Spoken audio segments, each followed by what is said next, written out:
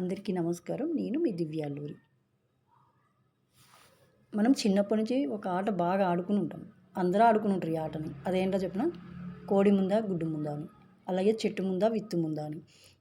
ఒకవేళ ఎవరన్నా మమ్మల్ని క్వశ్చన్ అడిగారనుకో, కోడి ముందా గుడ్డు ముందా అడిగారనుకో, మనం కోడి ముందు అన్నామనుకో, వాళ్ళందరూ ఏం చేసేవారంటే గుడ్డి లేకుండా కోడి ఎలా వచ్చింది అనేవారు. లేదు గుడ్డు ముందు అన్నామనుకో, కోడి లేకుండా గుడ్డి ఎలా వచ్చింది అని చెప్పి అడిగేవారు. సో అలా ఆడుకునేవాళ్ళం చిన్నప్పుడు బాగానే. సో ఇప్పుడు ఏమైందంటే జెనీవాకి సంబంధించి జీవరసాయన శాస్త్రవేత్త ఏం చెప్పారంటే ఫస్ట్ గుడ్డు తర్వాత కోడి అని. యాక్చువల్గా సైన్స్లో కూడా ఏముంటుందంటే ఫస్ట్ నుంచి కూడా భూమి ఏర్పడినప్పటి నుంచి కూడా నిర్జీవ పదార్థం నుంచి జీవ పదార్థం వచ్చిందని ఉంది. యాక్చువల్లీ అంటే ఏమీ లేని స్థితి నుంచి కదా అంతా వచ్చింది, అందుకే నిర్జీవం నుంచి జీవం వచ్చింది. సైన్స్ కూడా అలాగే చెప్తుంది. అలాగే మన పురాణాలలో కూడా బ్రహ్మాండ పురాణం అని ఉంటుంది. అంటే మన భూమి ఎలా ఉద్భవించింది, జీవరాశి ఎలా ఉద్భవించింది అని అందులో ఉంటుంది. అసలు పురాణం పేరు బ్రహ్మాండం. ఆండం అంటే గుడ్డు, అంటే నిర్జీవం నిర్జీవం నుంచి జీవం వచ్చిందని కూడా మన పురాణాల్లో కూడా ఎప్పుడో రాసిపెట్టి ఉంది, కొన్ని లక్షల సంవత్సరాల క్రితమే. మన సైన్స్ వాళ్ళు ఇప్పుడు ప్రూఫ్ చేస్తున్నారు. యాక్చువల్లీ ఇక్కడ ఇంకో విషయం కూడా చెప్పాలి. అదేంటంటే మన ఈ సైంటిస్టులు ఏం చేస్తారంటే ఏదైనా ప్రూఫ్ చేయలేదనుకో దాన్ని కొట్టిపడేస్తారు లేదు అన్నట్టుగా. కానీ ఏదైతే మన పురాణాల్లో ఇంకా ఇయే కాదు చాలా విషయాలు ఉన్నాయి. ఇప్పుడు మనం దేవుడు ఉన్నామంటాం, సైంటిస్టులు ఏమంటారు దేవుడు లేడు అంటారు. ఈ సృష్టి అంతా సూర్యుని నుంచి వచ్చింది, భూమి అది ఇది ఏమో చెప్తా ఉంటారు వాళ్ళు నిరూపించలేనంత మాత్రాన అది లేదని కాదు, వాళ్ళు నిరూపించలేదని అర్థం అంతే. వాళ్ళు మొన్న చెప్పారు 2 హైడ్రోజన్లు ఒక ఆక్సిజన్ కలిస్తే వాటర్ వస్తుందని. వాళ్ళు కనిపెట్టక ముందర వాటర్ లేదా, ఉంది కదా. ఎలాగా?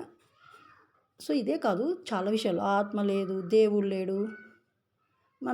మన దాంట్లో అయితే ఏమైతే మన పురాణాల్లో చాలా విషయాలు ఉన్నాయో అవన్నీ వాళ్ళు లేవని చెప్తారు. సపోజ్ ఇంతకు ముందర మనం మన ఇతను శిఖండినే తీసుకోండి.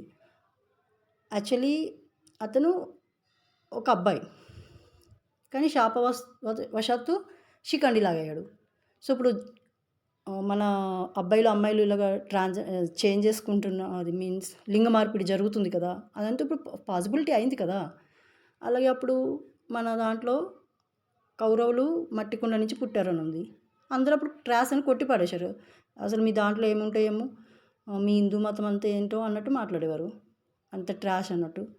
బట్ ఇప్పుడు టెస్ట్ బేబీస్ వాళ్ళు వీళ్ళు అలాగే కదా వచ్చేది. సో వాళ్ళు నిరూపించలేనంత మాత్రం అది లేదు అని కాదు, జస్ట్ వాళ్ళు ప్రూఫ్ చేయలేదని అర్థం. ప్రతిదానికి సైంటిఫిక్ ఎవిడెన్స్ కావాలంటే ఇంకా కొన్ని వేల సంవత్సరాలు పట్టవచ్చు, బట్ ఎవ్రీథింగ్ ప్రూఫ్ అవ్వచ్చు. మన పురాణాల్లో ఉన్న ప్రతి విషయం కూడా అంత మాత్రాన దాన్ని కొట్టిపడేయాల్సిన అవసరమే లేదు. ఈవెన్ దో మన హిందూస్ కావచ్చు, వేరే మతస్థులు కావచ్చు, తక్కువ చేసి చూడాల్సిన అవసరమే లేదు. మన పురాణాలని మన ఇతిహాసాలని దేన్ని కూడా తక్కువ చేసి చూడాల్సిన అవసరం కూడా లేదు. తెలుసుకోవాలంతే. ఏదైనా ఒక గొప్ప విషయం ఉన్నప్పుడు అర్థం కాదు, అది తెలుసుకోవడానికి మనకు అంతకన్నా గొప్ప మనసు ఉండాలా, గొప్ప మేధస్సు ఉండాలా, అప్పుడే మనకు అర్థమవుతుంది.